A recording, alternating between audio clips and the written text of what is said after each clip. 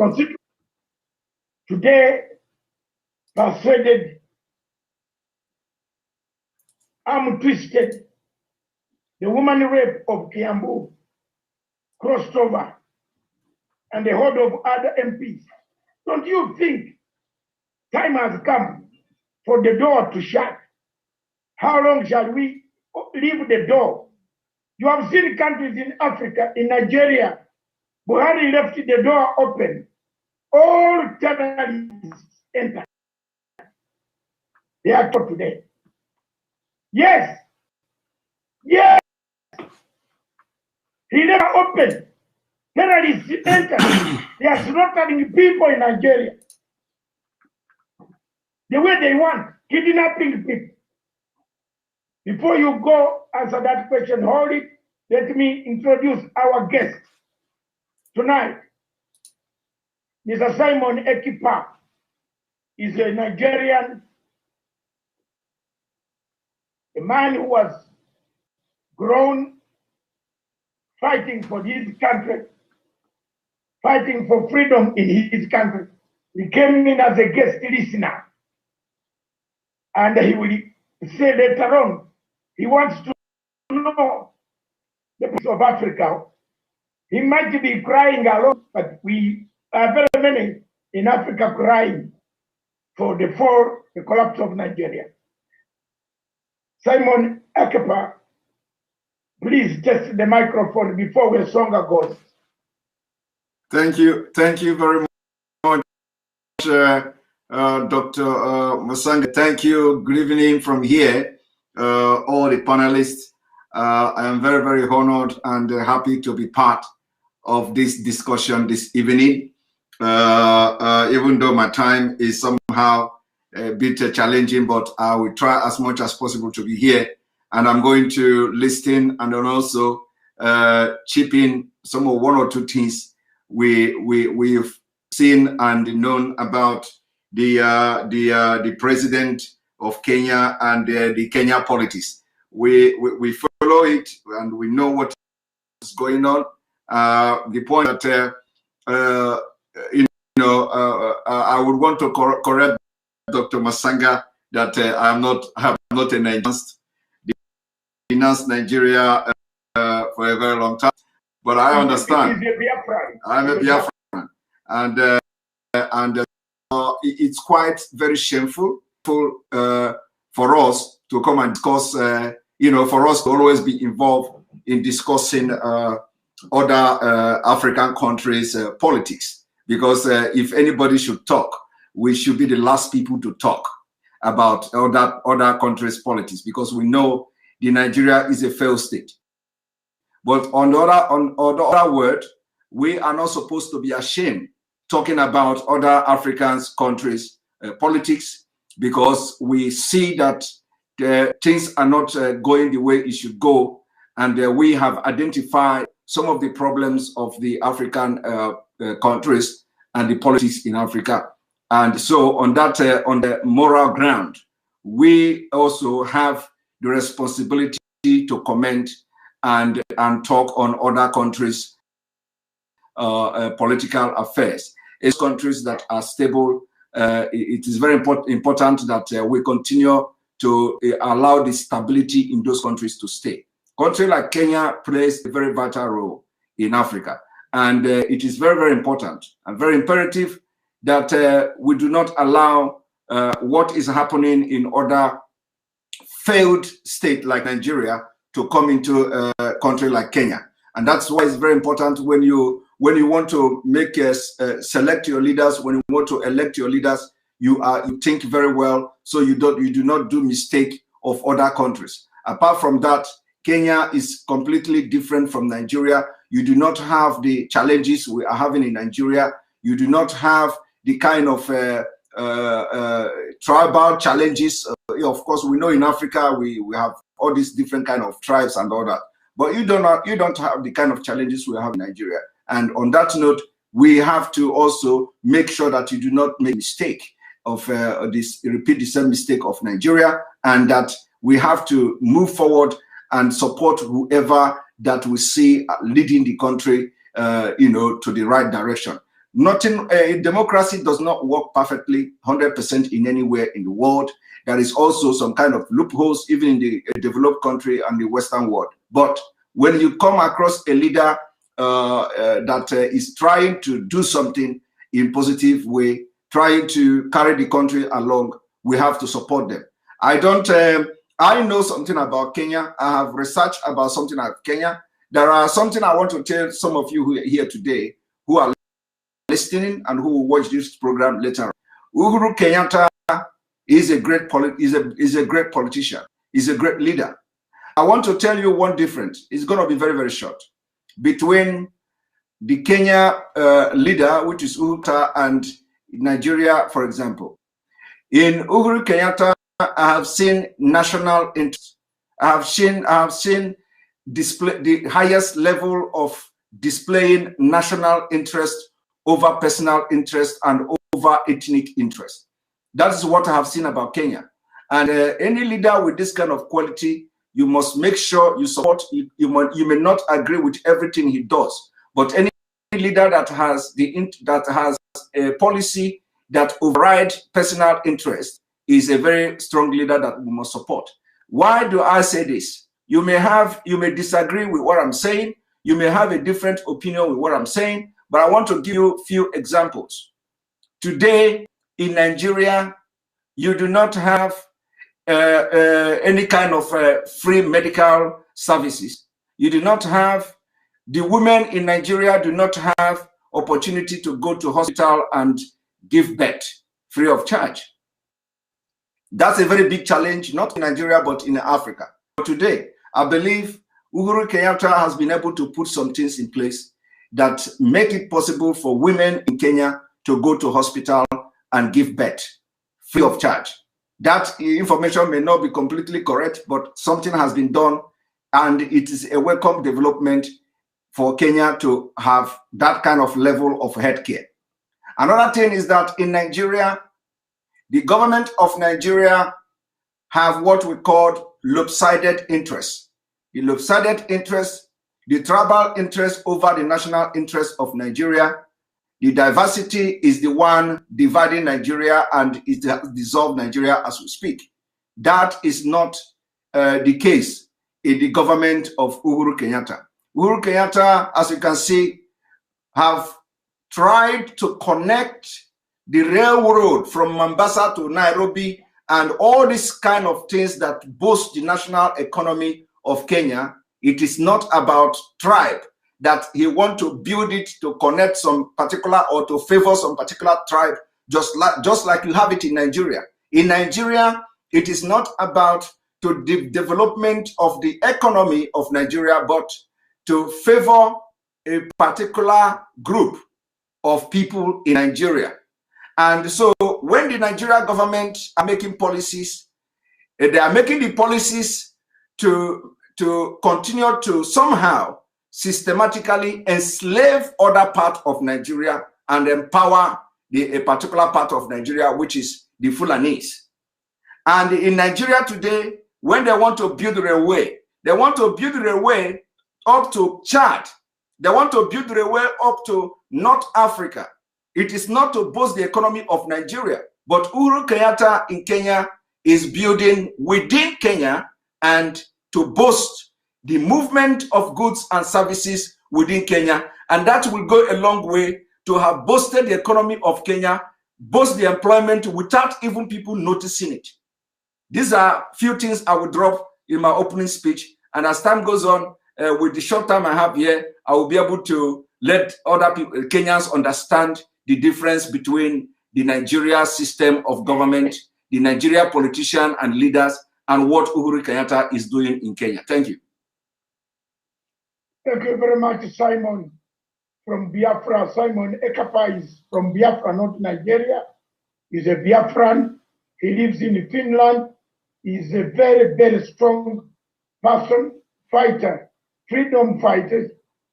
Thank you very much for those encouraging words all the way from Finland. Thank you. In Europe. And thank you for the people of Biafra for supporting and knowing that President Uhuru Kenyatta has a patriotic, nationalistic stand. He has a value. He values his country. Every time you talk, he values Kenya. Stronger. What do you think can be done? We know you have been you have gone in darkness. They look for Douglas Kirimi. Douglas Kirimi. The ball is set. Our guest listener has said President Uhuru Kenyatta is patriotic and national figure. What is your stand? He has achieved. Simon, we have said a door is called a door because it opens and shuts. How long can President Uhuru Kenyatta open the door for people to insult him? How long? When he reshut the door? What time should people enter, do whatever they want? In South Sudan, government resources, they use government police to insult the president. Yet they are governed by the president. They govern the same government. Douglas Kirimi. Thank you, Dr. Masanga. And I also welcome the statements that have been made by Biafran Simon Ekpa, and also all over the world. People can see what the President of the Republic of Kenya has done. Only a few elements who cannot see what the President has done. The economic terrorists, people who have been defrauding our government since the President came into power, and the people who have been defrauding the government of Kenya, the people of Kenya, economic resources, and also people who have always continued to benefit because of their political patronage, using proxies and using their family members to benefit from government. These are the only people who cannot see what the president has done. This is a man who has devoted his life into the service of the people of Kenya and also to the development of the Republic of Kenya. Everyone across the world, every president across the world is focused on development and infrastructure. The president of the Republic of Kenya has not been left behind, Dr. Masanga. In terms of infrastructure, the president has been able to deliver to those people that have voted for him and those that didn't vote for him. I heard Mr. Simon give that example, that the president of Kenya is not working for a particular region that voted for him. He is working for all people and making sure that development is trickling to the people and different places. But Dr. Masanga, we cannot use the president's agenda and the president's development record, and especially his infrastructure record, to gain political mileage when we can be able to, when it is conveniently to do so. But when the president needs support, when the president needs support to be able to complete his legacy projects, you are insulting him from morning to evening. When the president has made sure that the corruption that was trickling down to your pocket is no longer available for you to serve so that you can become president in 2022, President Uhuru Kenyatta surely cannot become back. So when the president saves the people of Kenya from the agony of economic terrorists, people who have always been defranchising the people of Kenya, making sure that corruption, the rights in this country cannot be given space to insult a patriotic man, a man that brought peace that was so elusive. From 2018, Kenya was from 2017, 2018, Kenya was always on tension. There were tear gas, what we used to call tear gas Mondays. Businesses were crippled all over. You could not go to one place to another and do your business conveniently because you are not from a particular region. But today that has been achieved and the president has been able to bring investor confidence back into the country. Dr. Masanga, this door that the president has always kept open should be shut immediately, and the people should be able to show respect for the end of state. If it were them that the president Uhuru Kenyatta is running for president in 2022 and insulting and using people to insult, what will they do? What will they feel? It needs to be able to be asked. A question needs to be asked to them, because at the end of the day, these are people that expect the people of Kenya to cross one eye of their disrespect of the economic rundown of our country, and also whatever evil corruption that they have permitted across all departments their people have been able to do in government, and make sure we vote for them for president in 2022. We are in a very shameful situation, Dr. Masanga, where Dr. William Ruto, the Deputy President of the Republic of Kenya, has been able to dismantle the legacy of President Uhuru Kenyatta. We cannot be able to let him continue insulting the President of the Republic. as long as it is conveniently good for him to do so. Dr. Masanga, as I submit my point, the president should be able to shut this door, should be able to raise Jubilee Party of Kenya, because it is the president who is stopping the Jubilee Party of the Republic of Kenya from kicking out Dr. William Ruto, and also opening up the door for his own impeachment so that he can go home. For the next 1 year, Dr. Masanga, we need to kick out Dr. William Ruto out of Jubilee Party so that he can go and form his government in future, so that he can go and arrange his things in future. We have a demand for the last 3-4 years, Dr. Masanga, who has been enjoying the rajees from government, enjoying our taxes, cooking tea, preparing tea, and also preparing food for pastors and the people at his current office, making sure that these people come to pray for him to become president. It is useless, Dr. Masanga, for you to use our taxes to continue feeding people for our future growth that is even 16 months away. And I'm not even sure that the people of Kenya are going to vote Dr. Masanga with the current climate that we have today. We have not even properly constituted IBC according to the report. Reforms on the IBC. We need to do all these things to make sure properly protected and even legally itself, Dr. Masanga. As we stand today, as we speak tonight, the IBC, the Electoral and Boundaries Commission, is not properly constituted. We need to have time. We need to extend even the voting time. We need to extend it maybe for 1 year, so that we can be able to properly prepare the people of Kenya for them to be able to come together and vote as one people. Remember, voting will always be here. Kenya can disintegrate the way it is today, Dr. Masanga. As I conclude my, Dr. William Ruto should be kicked out of Jubilee, and every other person that is supporting him for the next 1 year, they can be in the code, or they can go and run under UDA ticket, United Democratic ticket. We have no mercy for them, Dr. Masanga. They should be kicked out of Jubilee Party immediately. Thank you. Dr. Masanga, can I chip in a little bit with what this our brother said? Yes, go ahead. Yeah, thank you very much. He has raised a very good point. I am not here to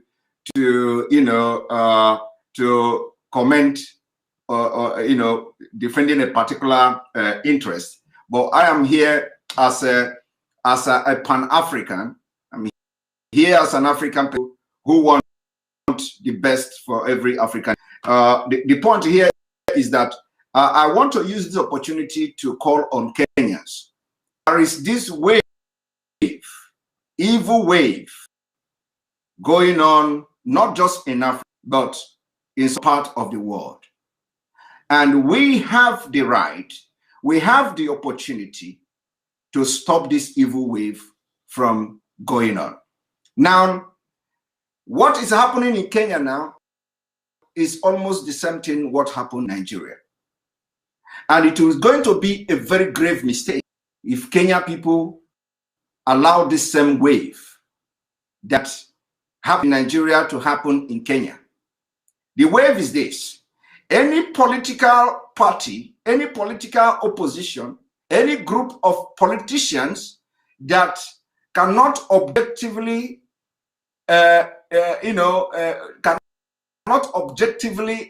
engage in government or a sitting president objectively, when objectively,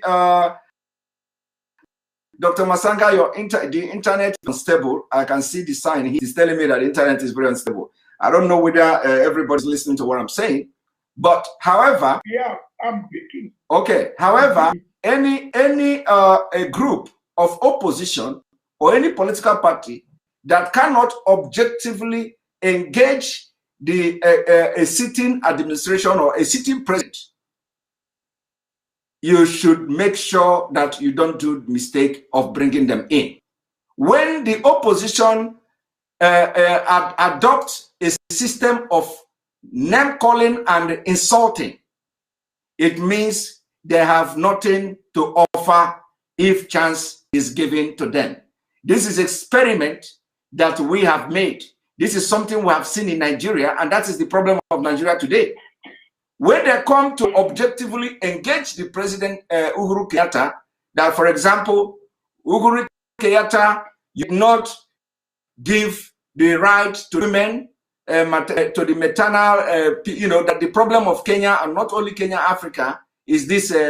One of them is debt. You know, there are a lot of debt recorded in women giving birth.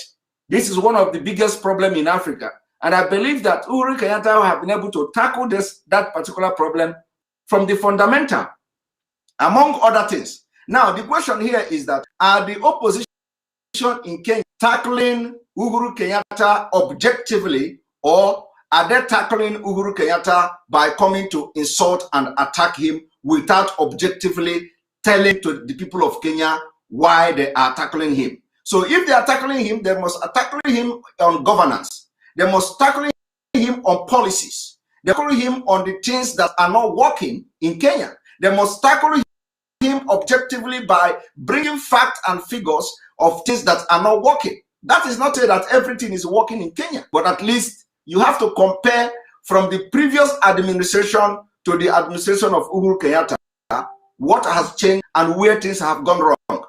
Let me also give you an example of what is going on in Nigeria.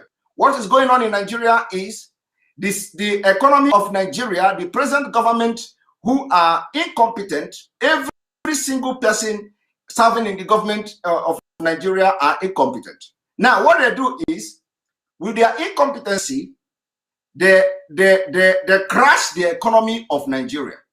When the economy of Nigeria crash, the dollar to naira value, the naira become useless. Now, the crash of the economy will last for like 6 months to 1 year. When it lasts from 6 months to 1 year, the government will come again to tell you when the crash you get to a certain level, and it will not go up, it will not go down, it will hang there. It becomes stagnant at a point. Now, after 1 year of that economic crash, the government of Nigeria will tell you now that the economy is now stable. I want you people to understand what is going on. It is because of the same system the opposition leader are doing now. What they are doing now in Kenya is what happened in Nigeria before 2015. And that was the reason why some people have to say that there is a wave that we must stop. And the only way to stop that wave is to create awareness for people to understand what is going on. Now, when the economy of Nigeria gets at a point that it has crashed, the government will run that crashed economy for 1 year. After that, they will tell you now that the economy is stable. And then when the economy added something like extra something to it, maybe 0.0% to it, they now tell you now the economy is rising. And the question the people are not asking is, what do they mean by economy is rising? Is the economy rising from the way they met it in 2015, or the economy is rising from where after it crashed? That is one thing they are not telling you. When 1 million people lose their job in Nigeria because of bad policies and incompetent leaders in Nigeria, 1 million people will lose their job. After that, the 1 million people will be looking for job for the next 1 year. And then within this 1 year, the government were able to create 500,000 jobs. You know, they will create 500,000 jobs. And then after that 1 year, the citizens have forgotten that in 1 year ago, almost 1 million people lost, company closed and all that. And then they will now come and begin to advertise that 500 people has been employed. So you find out that the economy of the country is not going up, but depreciating and going down. 1 million people lose their job, and then after 1 year, 500 people get employment. What is happening? It means that the economy is going down. And this is as a result of the people of Nigeria did not understand that when these people were campaigning and assaulting Goodluck Jonathan in 2015, they had no blueprint. They had no policy. They have nothing to show what they are going to do differently if power is given to them. Unfortunately, they were able to get the power, and we have seen it today. That is the reason why the country have crashed. And that is the reason why security everywhere and terrorists everywhere from the northern Nigeria. So Kenyan people must be very, very careful in who they are dealing with, especially when the people come with insult without objectively tackling the president or on some of the policies they feel that he has failed to deliver in Kenya. I put it here. Thank you very much.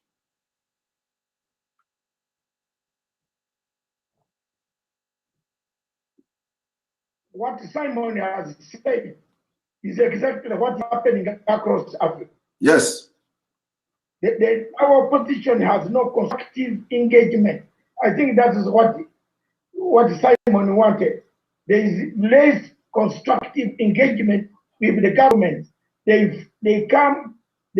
For example, people denounced, as he said, but they didn't have a blueprint.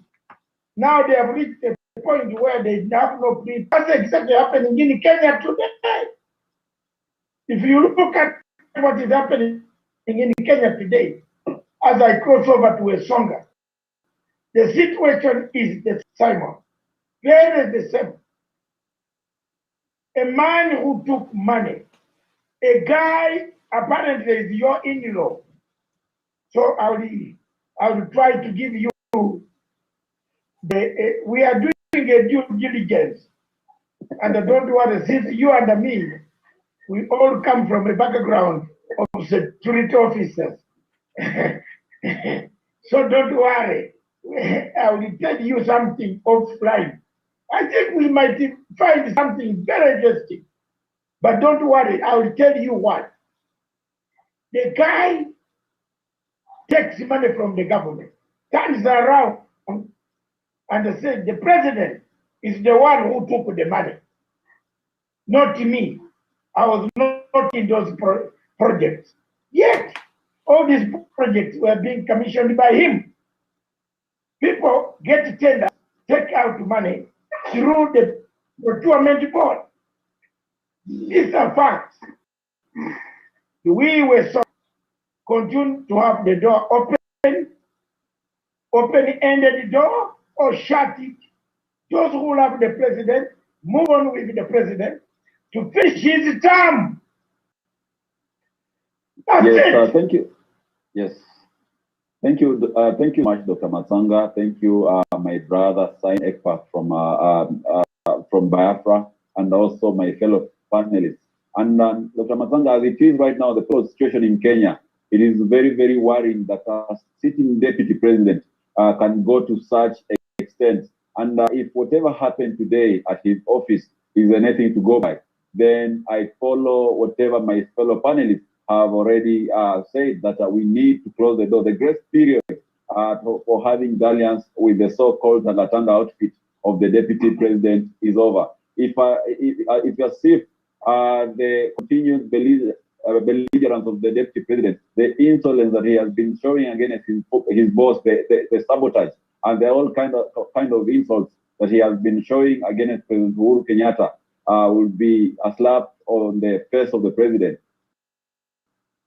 Then whatever today, by gathering all those members of parliament from the president's backyard to his office and showcasing them to Kenyans, then that is the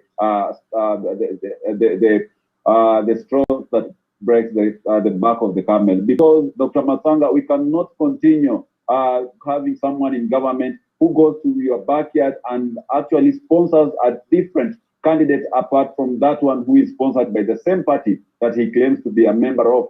The other day, over the weekend, when he went to West Pokot, he declared publicly that he was going to run for president on a different party ticket, contrary to whatever agreement they have with his boss. This is a man who has continued to sit in an office doing nothing, and yet earning public taxes being paid in terms of salaries and everything that goes to his office. So to me, Dr. Masanga, I think it is time everyone's to be counted. And those people who are very close to the president, like yourself, the friends of President Uhuru Kenyatta, you'll actually clearly and tell him that the grace period for this particular person is over, and it is time William Samoei Ruto is sent packing from the government of the Republic of Kenya, or else if we continue entertaining him in the system, then he's going to cause a system failure. The government is going to crumble, because you realize that all the MPs, all the leaders who have been allied to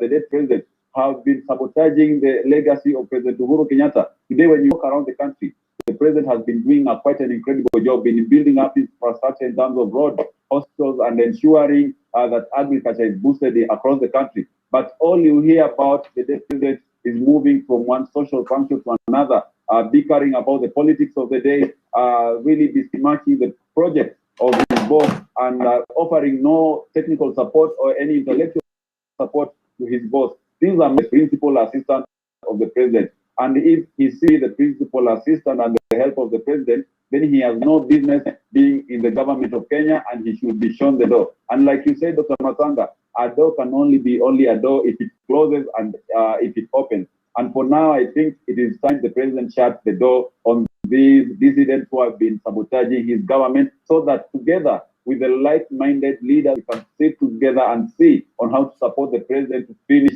his term and be able to achieve the legacy that he intended to leave for the people of the Republic of Kenya. Otherwise, if we leave the deputy president and his allies to continue in that trajectory, then we risk having even the little that the president has to finish going up in smoke. I submit. Thank you very much. Our guest has listened to us. He wants to run for another engagement in the city. We want to give you 3 to 5 minutes to finish up and give us guidelines and tell the people of Africa that what you know, why we support Uhuru Muigai Kenyatta of his nationalistic African, Pan-African vision. Thank you. Thank you very much, Dr. Masanga. I just wish I could have been here to the end of this program, because it is very important topic, and this is a very important discussion that will go a very long way to affect not just Kenya alone. Some of you will understand that the collapse of Nigeria will shake a little bit some of the African countries, because if it's about Nigeria collapsing, Nigeria has collapsed. It's going to shake a little bit, but at the end of the day, Africa will become stronger. The collapse of Nigeria will make Africa stronger, and people with Pan-African, vision should be protected, should be defended, and Uhuru Kenyatta has displayed that Pan-African, in him. And so when you have a leader like that, you have to do everything to make sure that the people that is being led are not misled. And so I wish to be discussing on this issue every now and then, because I know a lot of people in Kenya listening to this program, they watch it, and they can share this broadcast. So what I'm trying to say is that, in addition to what I have just dropped here, in addition to that, I want to also advise that the democracy in Kenya must be protected and guided jealously. Must be protected and guided jealously. Jealously in the sense that, if you want to call it, shutting the door is the way to guide the democracy in Kenya jealously, then let it be that way, that the door is shut. Because if what happened in Nigeria eventually happened to one of the respected country in Africa, which is Kenya, again, it means we are heading to disaster. We know that, making Africa a great continent, lies on the ability to identify those who are able to show their Pan-Africanism, and not those who will come to represent the interests of a particular tribe, or those who are being sponsored by conquests, by those who only have the one agenda of dominating and taking land that doesn't belong to them. We understand that some of these people have taken a shot in most of the countries of Africa, and Kenya is not an exemption. So we are calling on Kenya people to not only identify when they are in danger, when people are selling false hopes to them, when campaigns are being made on a very false pretense, when people are coming to attack and abuse and insult instead of bringing objectively what they feel that is going on in that country, learn from what happened in Nigeria. And Uhuru Kenyatta, not only Uhuru Kenyatta should learn from what happened in Nigeria, but also Kenyan people should also learn from what happened in Nigeria. Uhuru Kenyatta should learn what happened in Nigeria by learning from the predicament, or how Goodluck Jonathan abdicated his position. And today, those who pressured him to abdicate his position are nowhere to be found to help salvage the insecurity in Nigeria. The same thing happened to Nigerian masses, those who rose up to protest on the street of Nigeria, occupying Nigeria, telling Nigerians that a fuel price is 195 naira, and so they need to make it 1 naira. Today, as I'm talking to you, the fuel price in Nigeria is something you cannot write home about. And those who protested and occupied Nigeria street are nowhere to be found today. Don't allow yourself to be used the way the Nigerian masses were used. Kenyans, as we are discussing this issue, some of you may have made up your mind because of one thing or the other. But remember, the devil you know is better than the angel you don't know. Learn from what happened from other people. Do not allow things to happen to you before you learn.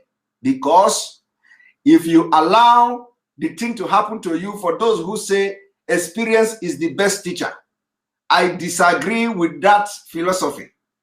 I disagree with the philosophy of experience is the best teacher in somehow, because it depends on where you are getting the experience.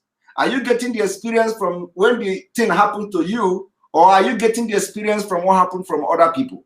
So the saying or the philosophy of best experience is the best teacher should be redefined and be very clear that the experience of others or experience from what happened to other people is the best teacher. Because sometimes when you allow things to happen to you before you learn, you may not come out of it. You may not survive it. Example is Nigeria. Have Nigeria learned their lesson from 2015? The answer is yes. But that lesson they have learned, has he been able to change and help them in the current situation? The answer is no. So it is not about learning lesson. So learn from what happened from others. Learn from the Nigeria situation. Uhuru Kenyatta should learn from Goodluck Jonathan that what Goodluck Jonathan did, trying to be a democratic man, has turned the entire nation and West Africa into turmoil. On this note, I will say thank you for having me on this program. And we wish to be discussing this because I know 2022 is still very far. Not that far, but we have to discuss and create awareness to people in Kenya, because as I'm doing this, I'm coming here to talk. I am talking also for the betterment of Africa and Biafra nation. Thank you very much for having me today. Thank you very much, Simon. We have to give you to go so that you can take part in other engagements worldwide. We thank you very much. You have left us with one thing which is very clear here. Goodluck Jonathan was a great friend of President Uhuru Kenyatta. Therefore, President Uhuru Kenyatta must pick a phone, and he should pick a phone. Wherever his people are listening, call them and they say, what happened? Exactly what happened under Jonathan is what is happening here. What happened when Buhari came in and promised us that he will crush the rebels in 100 days? Where is it? Nothing. 2 years ago, the man cannot even, he cannot even wash himself, because we don't know whether he's alive or not. Now, a ghost cannot wash itself. A ghost is ever in the spirit. So here we are. We have a problem, and that problem is Africa as a problem. When people who claim to want power, like William Ruto in Kenya, want power, power, power, power, they end up killing the entire country, like Buhari has done. Thank you, brother. Thank you very much. Thank you very much. And now I want to thank you. You can go at your own time. All right. Okay? And engage yourself. Thank you very much. And we continue with this program, and our brothers are.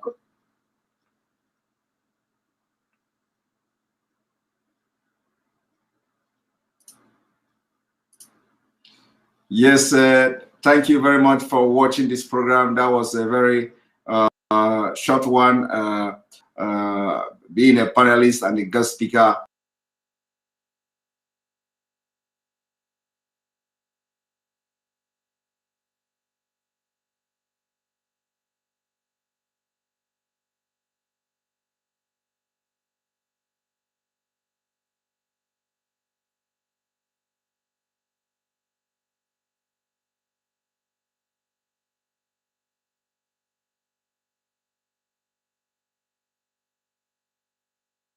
Happen. We are going to listen to him. We're going to listen to him if that happens. So don't go away. He may be live this evening to address us. For those who say he has been silent and all that, just hold on. And if it comes live, we are all going to try to stream it and listen to the message. And if he didn't show up, if he didn't come live, we continue. We want him to rest. We want him to have a rest. And you know, when our leader is silent, you know that you know, something heavy is coming. So we want this silent for a while, you know, so that he is a human being, and he need to rest. He need to rest. And let us continue to heat up the polity. He need to rest, and if he rested enough, he will come and continue from where we stop. So this evening, if he's coming live, everyone, we must tune to it, share it very widely, and let everybody listen to what he has to tell us. So on this note, thank you very much for watching this program, and see you again. God bless you.